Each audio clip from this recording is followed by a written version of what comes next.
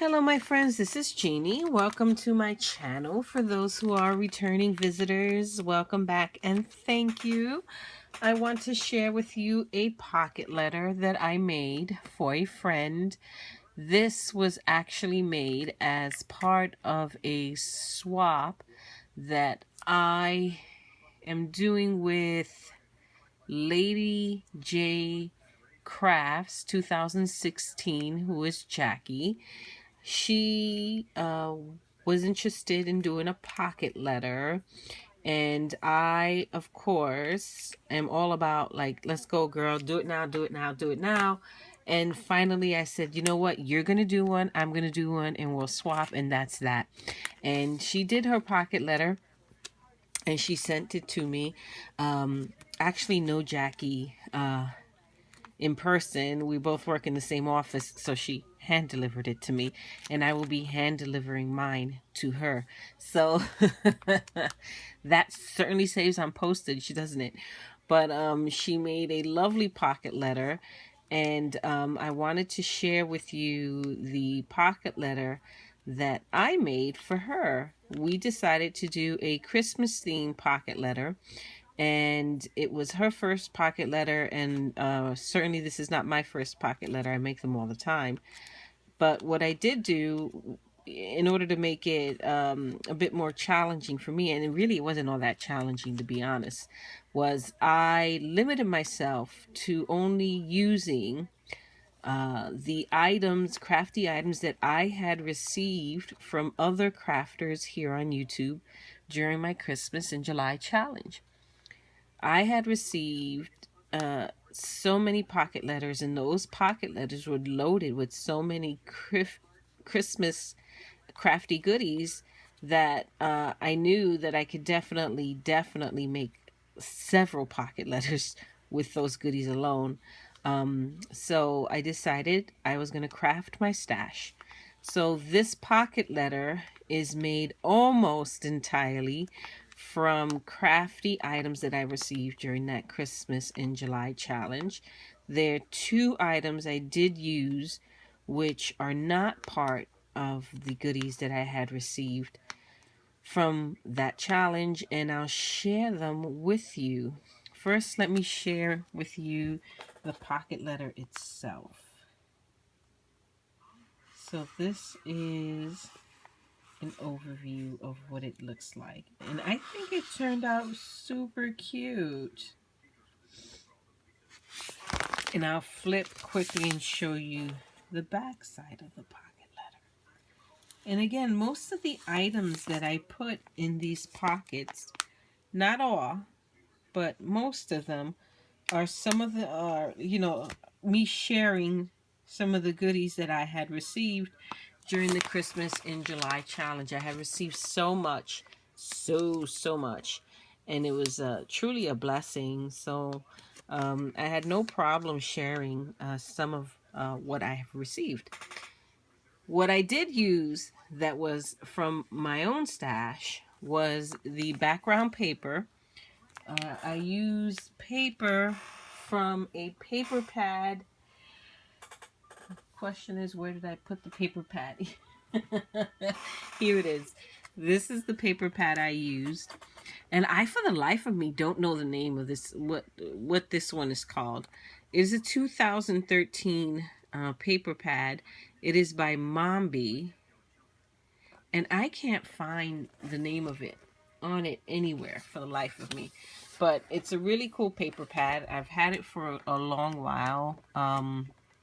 This is, I'll do a quick flip through. So this, I used this sheet, one of these sheets, and I used, let's see if I passed it. I don't think I did.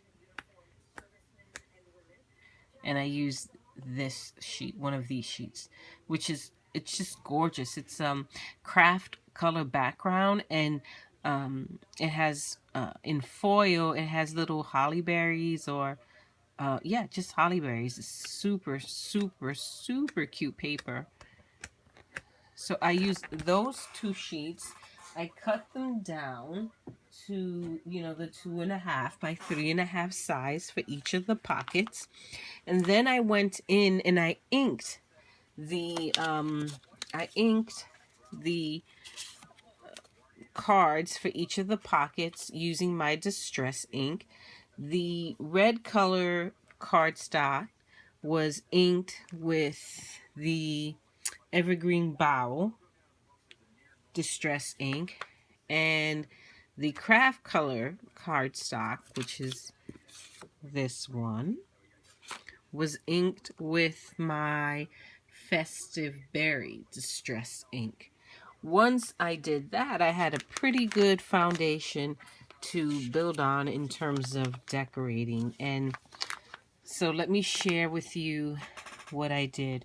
The first row, and again, these are all items that I received during my Christmas in July challenge. The candy cane, the Santa hats, the button flares, the pop-ups, the bling, all of this is so awesome to be able to use my stash. I was super excited about that.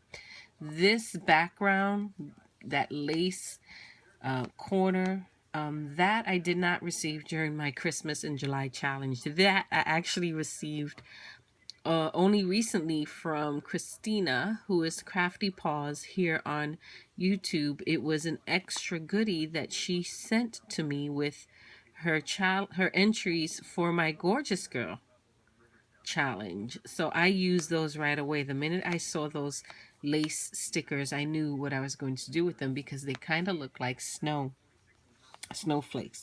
So that was pretty cool. And here it is again, and here again, and here again.